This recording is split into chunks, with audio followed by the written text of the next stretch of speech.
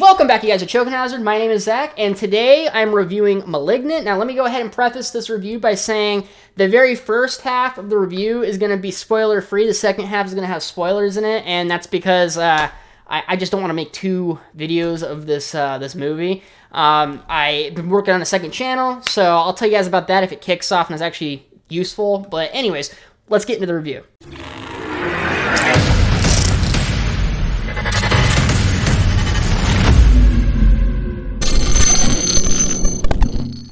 Now, this movie is about a woman, don't know her name, don't ask me. The main character, is seeing visions and hearing stuff about murders. She has these dreams, and these murders are playing out in front of her. She kind of warns the cops about the murders. She's talking to people. She's like, I'm hearing and seeing shit. There's these murders that are happening. The cops end up finding out that she's telling the truth, so she's kind of like the main suspect. It ends up being kind of like, it seems, at least in the trailers and in the beginning, that it's going to be like a murder mystery slash like psychological horror where, you know, you don't know if she's crazy. She was supposedly in like a mental institution. They tell you that in the beginning, so it's not really a spoiler. So you're kind of thinking like, oh, it's going to be like a mental thriller or whatever. And I was like, cool. And it even kind of shows that off in the trailers. The trailers are, it explains that basically. And it's kind of funny because I went into this movie thinking it's going to be kind of like a serious drama sort of horror movie, very creepy, very psychological and stuff like that. I was very surprised by actually what is going on in this movie. So it's kind of funny. Let me try to explain to you. When I was watching this movie today with my wife, and she picked out the movie. Like she didn't pick out. I wanted to watch the movie, but she was the one who clicked it on HBO or whatever to watch it. So I'm getting a drink. She clicks the movie on. I go onto the couch, and then we're watching it, and I'm sitting there going like, what fucking movie are we watching? And then I asked her, I was like, is this Malignant? And she's like, yeah, this is Malignant. And I was like, are you sure? And I grabbed the remote from her, and I'm like, you pause it, and you want to see what the title's, and it was Malignant. I was like, that's interesting. I thought this was a completely different movie, because the beginning part of this movie, and actually a lot of other scenes, because I told you that the movie doesn't really know what it wants to be, and the tone is just all over the place. It's like not even, it doesn't know what it wants to be at all, period. But in the beginning of the movie, what it reminds me of The Evil Dead a little bit. Like very gory, like over the top gore with almost like a campy, prosthetic, like the what is it called? Practical effects and things like that. And I was like, I was not expecting this, but I'll give it a shot because I like The Evil Dead, and I like practical effects, and I like campiness. Let's go ahead and do it. The problem is, though, is that as the movie goes on, you can really tell that it doesn't know what it wants to be at all. The beginning is The Evil Dead. The second part is a haunted house movie. The third part is a psychological haunted house movie. The next part, I'm not even fucking joking, the next part is a buddy cop movie about catching a murderer. I'm not even joking.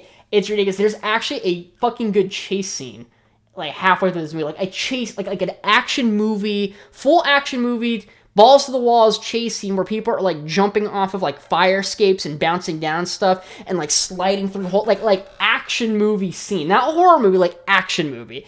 And I was sitting there going like, this is a good chase scene, but I was not expecting this in the movie. And then, where does it go after this? Okay, so it goes from that to that. Okay, so then at the end of the movie, it's like The Matrix. And I don't know, I'm trying not to spoil anything. It's like The Matrix and what is going on. It is just so ridiculous and over the top. It's actually entertaining, but the movie's still bad. If that makes sense. If you're going to this movie expecting like a really good narrative, packed together with all the loose ends, and it's like packaged at a nice bow, and you understand things, and there's character development, and there's like really good psychological thrills, and this and that and the other good, cool bad guy and stuff like that, you're not gonna get it in this movie. It's not one of those movies. What this movie is somebody had a bunch of cool ideas, and then they like pieced the movie together with these ideas, and they just kind of were like, we're gonna figure out a way to like connect all these things. It was like a Frankenstein monster of a movie where they just weaved and like clicked pieces together. There was actually a moment, you guys are gonna laugh if you watch this movie. There's a moment where a character falls through the roof, hits the ground, and then there's this music, and the camera like slowly pans to the main character, and it sounds like music that you would see at like the end of a credits for like a show. And it was so funny because I was watching it, I was like, this almost, I was like, is this like a TV show? Because it's feeling like a TV show right now. It's just weird. It's all over the place. But if I was gonna give this movie a rating as like a legitimately good, well put together work of art or something like that, I would give this movie an F. This movie like deserves an F. It's really stupid. It just doesn't make any sense. It's just a clusterfuck. It's like if somebody put like pieces of good movies into like a blender and then they just clicked and then they just threw out this mush and they're like, all right, we'll try to put something together that looks good. For entertainment value, if you are just looking to be entertained and kind of like, let's say if you get like the drinks and you get the drinks flowing or whatever, I was having a blast with this movie because it was so fucking funny. I was so confused at certain moments. I was looking at my wife, I was like, this movie is so confusing. We were poking fun at it. It was great. It was so funny. There was good action scenes, actually. Some scares got us because it was like, jump scares will get you every once in a while. But we didn't know where the movie was turning. There's just these weird, just right turns, just chunk, like different weird scenarios and stuff like that. It was like I couldn't figure out what was going to happen. The ending monster is actually very creepy looking and is actually very unique and interesting. It just doesn't make any sense, and I don't know. I wish that the main monster was in a well put together movie because it would be a fantastic like horror monster. It's such a good horror idea, but they kind of fuck it up because the movie makes no sense and the narrative is all fucked up and there's not good writing and all the other things. But like entertainment value wise, I would actually personally go watch the movie in a movie theater if I had the money, just because, like, by yourself or whatever, or if you want to take a couple friends. I didn't know where it was going. It was just a roller coaster ride off a cliff, basically. So in entertainment wise, I'll give it like a B+. But let me go ahead and do a little bit of spoilers.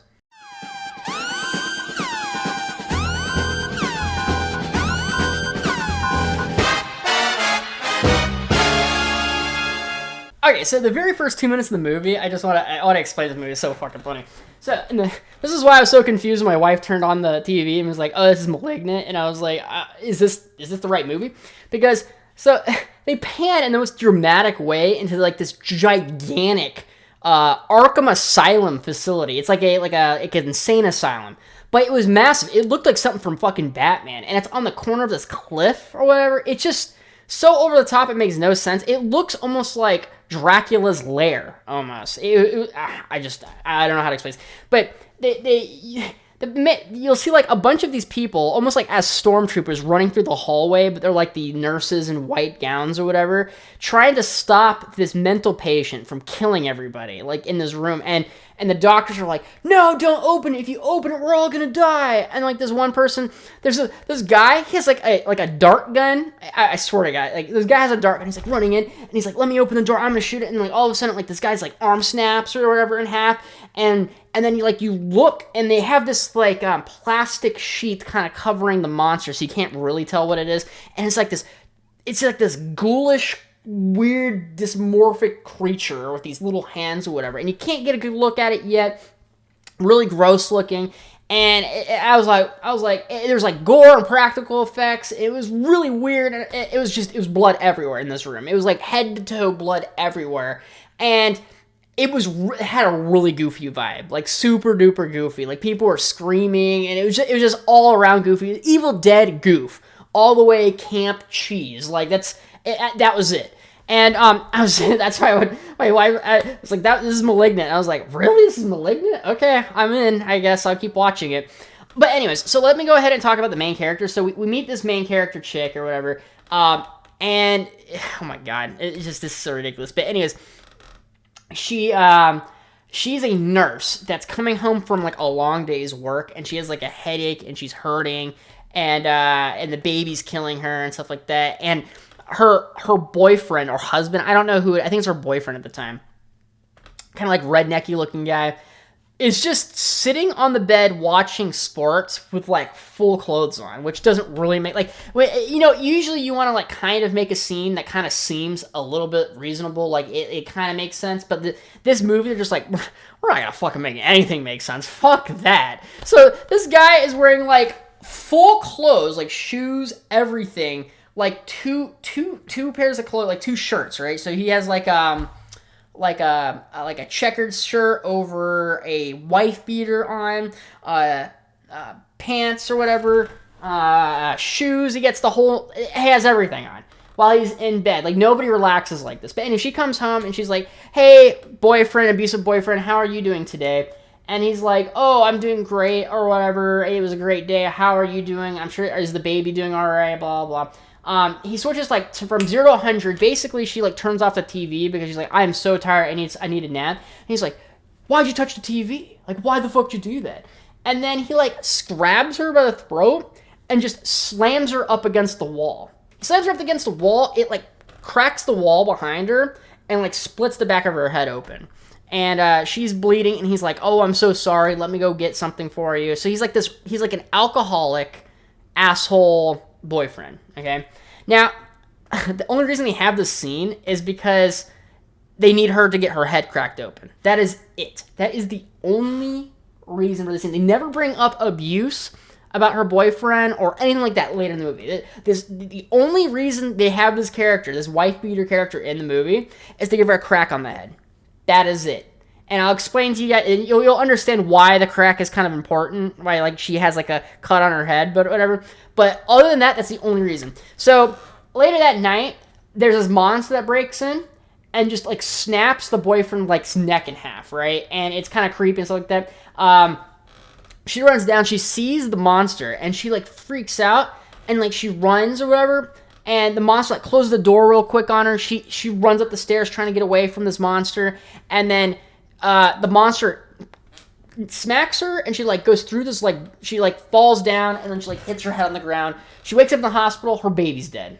Okay, they never explain about the baby. Like you'd think, like usually like a woman loses her baby and like pregnancy and stuff like that.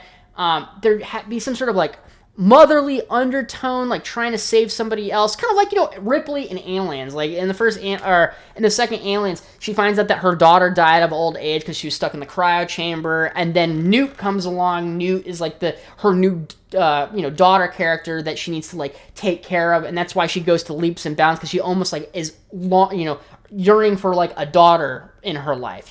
Same thing with like The Last of Us. There's like, his daughter dies in that movie. There's Ellie. Ellie is a daughter figure to Joel, and then that's why he does everything that he can to save her, because she's like his new daughter. But yeah, in this movie, there's none of that. So her baby just dies. And then there's nothing else that even like she didn't even need to be pregnant, to be honest. They just were like, we need like sadness when she wakes up. Like she didn't really give a fuck about her boyfriend dying because he's a wife beater or whatever. Let's just kill her baby for no reason. And I'm just like, I hope there's a reason for this later. But anyways, we're just gonna move on for this, I guess. And then you find out that she her mother was keeping secrets from her, and there was these DVD tapes of her when she was really young during birthday parties and stuff like that. She was talking to some monster. I forget what the name is. But Gabriel talks to her even since she was little, and the parents were like, just kept this shit from her. They're like, oh, well, we were just assuming that if we just gave you enough love and care that this Gabriel character would go away. We thought it was like your imaginary friend. And it's not her imaginary friend. So she ends up meeting this Gabriel later. It's that monster that they've been talking about. So you end up thinking at this point in the movie, like, okay, maybe it's her imaginary friend. Maybe she's like psychic, because she was in a mental institution. So was she like a psychic monster? Like, you know what I mean? Like, was she like crazy using her powers to like, like kill people? It's just in her mind, it looks like a monster. Maybe she's manipulating her psychic energy to do this. I don't know. That's the best that I could have come up with at this time in the movie. So I was thinking, like, okay, she might have some sort of superpowers we don't know about, and that's why she can, like, see into the future and see these other murders happening. Maybe she's doing maybe her brain and stuff like that is the one doing the murdering. Maybe she's doing the murdering, right? You're like, oh, okay, like, there's all these different ideas like that. I was kind of spitballing. It was like, it's either her doing the murders or her mind creating a monster that's doing the murders. Maybe she has some sort of psychic, and maybe she's an experimental person. I don't know, something like that. I don't know. It was in the Arkham Asylum. There's supervillains and shit in the Arkham Asylum. She might be one of them. She might be a villain for Batman later. Have no fucking clue. But that's what I was expecting. Some sort of superpowers or whatever. Turns out her friend ends up going into the Arkham Asylum when she is just like losing her fucking shit at this point in the movie. And she finds out so anyways, she was a twin, the main character. The main character's a twin. They find this information out through the basically going through the ruins of the Arkham Asylum that is no longer open, but they kept all the files there, I guess, whatever. And then they find out that this twin, it's not like they were like separate twins, they were conjoined twins. So what happened was the main character is a normal person, and then this is the good stuff, by the way. This is the stuff that I was like, this could have been a good idea, and it could have been really fucking weird and creepy if the movie was like really like if the movie was a lot better. This could have been like a very stylized villain that could have been like a not a fan favorite, what would you call it? Like a classic if the storyline made any amount, like any sense at all, like just give me a grain of sense, and it would make a good movie. But no, they don't have any of that. But basically, conjoined twin, they were like, okay, so it's a leech twin is what they kind of call it, or I forget what it's called, a parasitic twin. And the parasitic twin is basically killing her. They're like, okay, we have to get rid of this parasitic twin somehow. So what we're gonna do is we're going to basically remove it. So the parasitic twin, by the way, is that creature in the beginning of the movie that I was talking about, like where it was kind of shrouded with like a plastic thing or whatever. But the thing is that this the plastic or whatever, what it is like it's on her back. So you know in Harry Potter, where in the first movie, I forget what the little dweeby guy that has like has the bad guy in his face, or Voldemort on his head. It's kind of like that. So in the back of her, there's like two little arms sticking out, and then a crazy looking, contorted, fucked up looking face in the back. Okay, and like rib cage, and it's like really gross looking. I thought it was cool looking, but it's really it's really gross, and it's like I wouldn't want that on me. So they basically take this twin off of her and they kill it. They think they did. What they did with the skull. So they're like, they explain this. They go, okay, well, we couldn't remove the brain, which is like, there's like the two brains are connected. So they're like, we couldn't remove the brain because it would kill her. And we couldn't like remove the face and all that other stuff because it's too close to the brain. And they were saying like, it's like all connected. It doesn't really make any sense. But like, what they did basically is they just got this creepy looking fucking face, right? And they just pushed it into this bitch's skull, and then just soldered the skull back. They're like, okay, we're just gonna put that there. We're just gonna solder that back. So basically, there's this monster creature like face, like actually in the back of her head, underneath her like fake skull. So what happens, and what the monster actually is the main character is she's hallucinating because the twin's brain is still in her body, you know? And the twin is trying to take over her body, and what it can do is basically project, like, its kind of mind's eye into her reality, you know? So it can see through her eyes, can project, like, its images, so she's seeing stuff that it's seeing, or it's imagining, and it's putting her in a box, so basically, she goes and does the murders later. She does the murders, and she thinks that she's still at home, but really in reality, what the twin is doing is it's keeping her in a cage, thinking that she's at home when she's really not at home. She's actually killing people. Now, that'd be good and all, but it's not just that. So, like, you would think, like, oh, she's just, like, getting a knife, and she's, like, putting a cloak on, and she's going out and killing people, right? And it's like, no, it's not just that, right? So she has superpowers when this twin takes over. Straight up superpowers. I think it's like supposed to be like a demon that's like possessing her. They don't ever explain why Gabriel has so much fucking strength, but it has like Hulk strength. Like it can like grab a human and like toss them like 20 feet in the air. Like some crazy stuff, like weird, crazy superhuman shit. But when she turns into this monster, like Dr. Jekyll and Mr. Hyde or whatever, she doesn't just like think, like she doesn't just get up and then like just walk over and sorry, I know you can't see me if I get that high, but she doesn't just get up and then just walk and go kill people. What she does is she actually like her face stops moving and she kind of goes into like the sleep stage, and then the fucking twin grabs her head, rips the skull apart, and the creature's face that's behind the skull pops out through her hair, and then she walks backwards at people, killing people. It's fucking weird and creepy, and it's kind of cool because the face is all messed up and contorted, and like there's blood. She like ripped her skull open. So remember I was talking to you earlier about how there was like the boyfriend that like cracked her skull open in the beginning? The only reason for the boyfriend was because they needed to have like a reason for her skull to be bleeding the entire movie. So in the movie, like as she wakes up from each of these dreams, her skull, like her pillow's bleeding. Because the monster keeps ripping her fucking skull apart to have its face kind of protrude through her skull. But you'd be like, there's something behind your head if you didn't see that beginning part with the boyfriend that smacked her head against the wall. So the only reason the boyfriend was there was to leave a red herring for the audience to be like, oh, it's because the boyfriend hurt her in the beginning of the movie. That's why her head keeps bleeding. Not because that she's cracking open her head and she's turning into a monster creature, which I don't know if anyone was going to figure that shit out, but like, that's really the main gist of the movie. So at the end of the movie, she like does the monster. Oh, by the way, so I'm getting ahead of myself.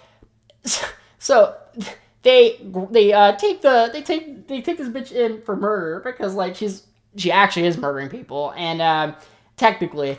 And they throw her in jail. They're like, okay, well, there was a dead body up in your attic. It was totally your, like, by the way, it was her mom that was up in the attic that fell through the roof that I thought was it kind of had like the sitcom-y feel towards one of these things. Anyways, the police find a dead body in her house, and they're like, okay, it must have been you. So they take her in, they put her in jail.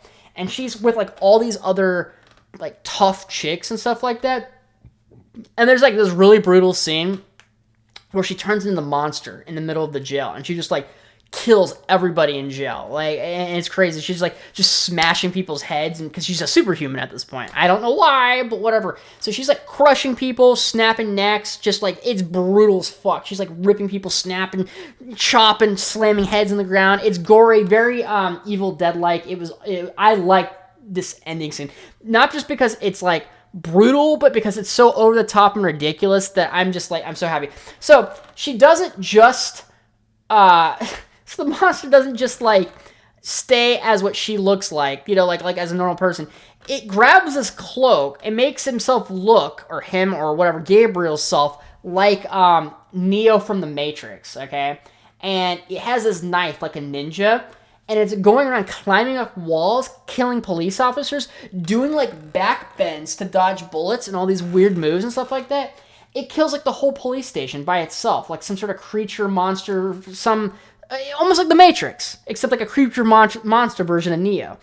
And then at the end, the main character's like, I can stop you. And there's like this Deus Ex Machina sort of thing where she's just like, I can trap. Actually, no, you can't get to take control of my life. I will just trap you in my brain. So she traps the monster in like, kind of like in Naruto, like in this like this concealed cell in his mind or whatever. It's like that, and then like the movie basically ends and everything happily ever after. It is so over. It's so over the top. I'm not even joking, guys. I was laughing like the whole movie. It was so gory. It was so ridiculous. There was so much bullshit in it. There's some other turns I can take. I just can't remember them like specifically off the top of my head and have all the details.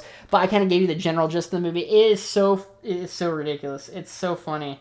I can't, like, if you have the money and you're willing to spend a couple bucks to go watch a movie, I actually recommend it because it was just so entertaining. But yeah, if you're looking for like a narrative, like a clean, plot hole free narrative, good dialogue, and stuff like that, don't watch the movie. It's not going to be for you. If you like The Evil Dead and the campiness of it, you'll probably like this movie. The only problem that I have with this movie, the only problem, entertainment-wise I have with this movie, not, art and, a cohesive story type of stuff, but just for the entertainment aspect, I wish that they just kind of kept with the campy nature of it throughout the whole movie. The only problem I had is, they try to take itself serious at certain points in the movie, and I'm just like, you guys, after the beginning part of this movie, you already fucked up the serious route, so don't even try going down that road. But they tried a couple of times, and then at the end, they were just like, screw it, let's just go crazy. And they just neoed it up. Matrix with fucking monster coming out of person's head. It was the most ridiculous, retarded thing I've ever seen. It was so ridiculous. But I enjoyed it. You guys, please leave a comment below if you've watched this movie already. I want to see people's comments because this movie is so ridiculous. It's so ridiculous. Thank you guys so much for watching, and see ya. Hey, you made it to the end. That means you must enjoy my content, so go ahead and tap that subscribe button for me. And if you don't like my content, subscribe anyways. My videos are proven to make your schlong longer. Follow me on Twitter and Instagram for discussions and movie topics. And thank you so much for the support. You guys are awesome. See ya.